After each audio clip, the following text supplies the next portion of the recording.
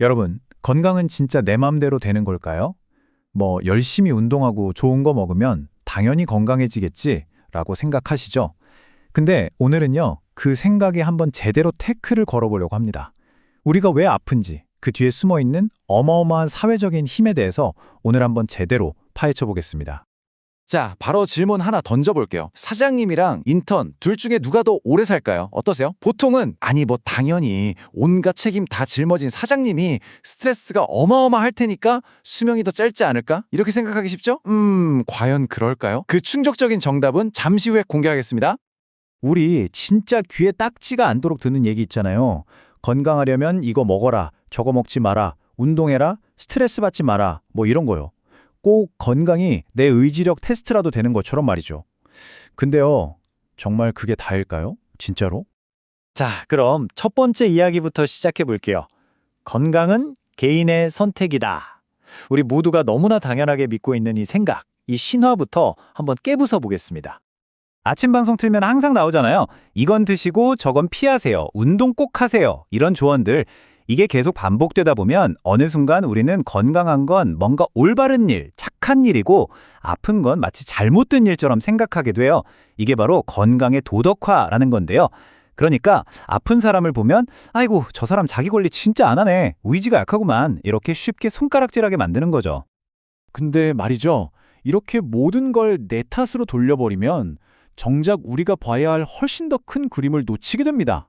자, 지금부터 그 가려져 있던 거대한 그림을 한번 펼쳐보겠습니다. 자, 두 번째 일학입니다. 바로 우리 건강을 조종하는 사회에 숨겨진 설계도. 이게 대체 뭔지 한번 알아보죠. 물론 내가 아픈 건 나만의 고통이죠. 정말 개인적인 경험이에요. 그런데 숲을 보려면 나무에서 한 발짝 물러나야 하잖아요. 마찬가지로 한 사람의 아픔에서 시선을 돌려서 수십만 명의 데이터를 쫙 펼쳐보면요. 거기에 아주 기가 막힌 패턴이 보입니다. 바로 여러분의 소득, 직업, 성별 같은 것들이 여러분이 얼마나 건강할지를 이미 예측하고 있다는 거죠. 소름 돋지 않나요? 이 사회적인 힘이 얼마나 강력하고 또 복잡한지 보여주는 아주 재미있는 수수께끼가 하나 있어요. 이름하여 젠더 건강의 역설입니다. 자, 한번 보세요. 여성이 남성보다 병원에 훨씬 더 자주 가요. 그러니까 더 자주 아프단 얘기죠. 근데 이상하죠? 기대 수명, 그러니까 얼마나 오래 사는지를 보면 반대로 여성이 남성보다 더 오래 살아요. 아니, 더 자주 아픈데 어떻게 더 오래 살죠? 진짜 미스터리 아닌가요? 이 미스터리의 열쇠는 단순히 몸에만 있는 게 아니에요. 물론 생물학적인 이유도 일부 있죠. 하지만 진짜 핵심은 바로 사회적인 역할에 있습니다. 우리 사회가 은연중에 남자는 좀 위험해도 괜찮아, 아파도 참아야지 이렇게 가르치고 반대로 여자는 몸을 잘 챙겨야지 라고 기대하잖아요. 바로 이런 문화적인 압박이 남녀의 건강 격차를 만드는 아주 결정적인 이유라는 겁니다. 자, 근데 성별보다 어쩌면 훨씬 더 강력하게 우리 건강을 좌우하는 게 있습니다. 그게 뭘까요? 바로 돈과 지위, 즉 여러분이 사회의 사다리에서 어느 칸에 서 있느냐 하는 문제입니다. 자, 드디어 첫 질문의 답을 공개할 시간입니다. 사장님과 인턴, 누가 더 오래 살까? 정답은 놀라지 마세요. 바로 사장님입니다. 진짜 우회죠? 많은 연구들이 똑같이 말하는데요. 스트레스의 주범은 책임의 무게가 아니라 통제권의 부재라는 겁니다. 인턴처럼 내 맘대로 할 수 있는 건 거의 없고 늘 위에서 시키는 대로 해야 하고 끊임없이 평가받는 상황. 이게 바로 우리 몸을 서서히 갉아먹는 최악의 만성 스트레스라는 거죠. 세 번째 이야기로 넘어가 볼게요. 이번에는 몰정했던 우리 삶의 모습들이 어떻게 어느 날 갑자기 질병이라는 딱지를 달게 되는지 그 기묘한 과정, 의료화에 대해 이야기해 보겠습니다. 의료화, 말이 좀 어렵죠? 쉽게 말해서 옛날에는 그냥 나이 들면 그렇지 뭐, 쟤는 좀 부끄러움을 많이 타네 하고 넘어갔던 문제들이 있잖아요. 이런 것들이 어느새 병원에 가서 진단받고 약을 처방받아야 하는 의학적 문제로 바뀌는 현상, 그걸 바로 의료화라고 부릅니다. 생각해보세요. 옛날에는 집에서 가족들이 다 같이 아기를 받고 임종을 지켰잖아요. 이건 삶의 일부였죠. 근데 지금은 어떤가요? 출산과 죽음 모두 병원에서 의사가 관리하는 의료 절차가 됐습니다. 여기서 끝이 아니에요. 이제는 탈모나 수주금, 심지어 키가 작은 것까지도 치료가 필요한 상태로 보고 약을 먹거나 수술을 하려고 하죠. 의학의 영토가 점점 넓어지고 있는 겁니다. 물론 이게 다 좋은 방향으로만 가는 건 아닙니다. 정말 가슴 아픈 이야기가 있는데요. 브라질의 한 가난한 마을 사람들이 있었어요. 이 사람들의 진짜 고통은 배고픔이었습니다. 그런데 의사들은 이들에게 신경증이라는 진단을 내리고 신경 안정제를 처방했어요. 사회가 해결해야 할 가난이라는 문제를 개인의 정신병으로 둔갑시켜버린 거죠. 이게 바로 과잉 의료화가 낳은 비극입니다. 특히 어르신들한테서 이런 일이 정말 많이 일어나는데요. 이걸 처벙이 연쇄라고 불러요. 자, 들어보세요.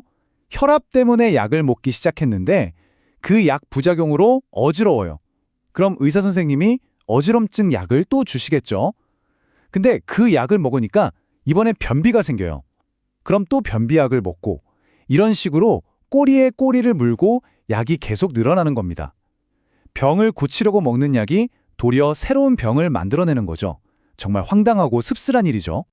그러면 한번 질병이 된 건 영원히 질병으로 남는 걸까요? 모든 게 다 병원으로 빨려 들어가기만 하는 걸까요? 꼭 그렇지만은 않습니다. 네 번째 이야기에서는 이 흐름을 거꾸로 되돌리는 힘, 탈의료화에 대해 알아보겠습니다. 탈의료화. 이건 말 그대로 의료화의 반대말입니다. 어제까지는 분명 병이었는데 오늘부터는 더 이상 병이 아니게 되는 과정. 바로 그걸 말하는 거죠. 이 탈의료화의 가장 대표적이고 또 극적인 예가 바로 동성애입니다. 처음에는 종교적으로 죄라고 했다가 나중에는 의학적으로 정신질환이라는 낙인이 찍혔었죠. 하지만 우리는 아픈 게 아니다라는 수많은 사람들의 목소리와 투쟁이 계속됐고 마침내 1990년에 세계보건기구가 동성애를 질병 목록에서 완전히 삭제합니다. 사회가 변하니까 의학의 정의도 바뀐 거죠. 정말 역사적인 순간이었습니다. 자, 이제 마지막 이야기입니다. 지금까지의 논의를 쫙 모아서 우리 건강을 바라보는 새로운 진단서, 새로운 관점이 왜 필요한지 한번 정리해 보겠습니다. 결론은 이겁니다. 세계보건기구 WHO에서도 딱 정해서 말하고 있어요. 진짜 우리를 건강하게 만드는 건 뭘까? 바로 이런 것들입니다. 내가 돈을 얼마나 버는지, 교육은 얼마나 받았는지, 어떤 동네에 사는지, 주변에 나를 지지해주는 사람이 있는지, 이런 사회적인 조건들이요. 우리가 뭘 먹고 얼마나 운동하는지만큼, 아니 솔직히 그보다 훨씬 더 우리 건강에 결정적인 영향을 미친다는 겁니다. 이 문제는 앞으로가 더 걱정입니다. 여러분, 영화 엘리시움 보셨나요? 하늘 위에는 온갖 병을 다 고칠 수 있는 부자들만 살고 오염된 땅에는 가난한 사람들만 남아서 죽어가는 그 모습. 이게 그냥 영화 속 이야기로만 끝나지 않을 수도 있다는 거죠. 기술이 발전할수록 건강 불평등은 아예 넘을 수 없는 계급의 벽이 되어버릴지도 모릅니다. 자, 오늘 이야기를 마무리하면서 마지막으로 이 질문을 던지고 싶습니다. 우리가 아플 때 자꾸 개인한테만 네가 뭘 잘못했냐고 묻는 걸 넘어서서 우리를 병들게 만드는 이 사회 시스템 자체를 진단하고 수술할 수는 없을까요? 만약 사회가 우리를 아프게 할 수 있다면, 그렇다면 반대로 우리 모두를 더 건강하게 만들어주는 그런 사회를 우리가 직접 설계할 수도 있지 않을까요?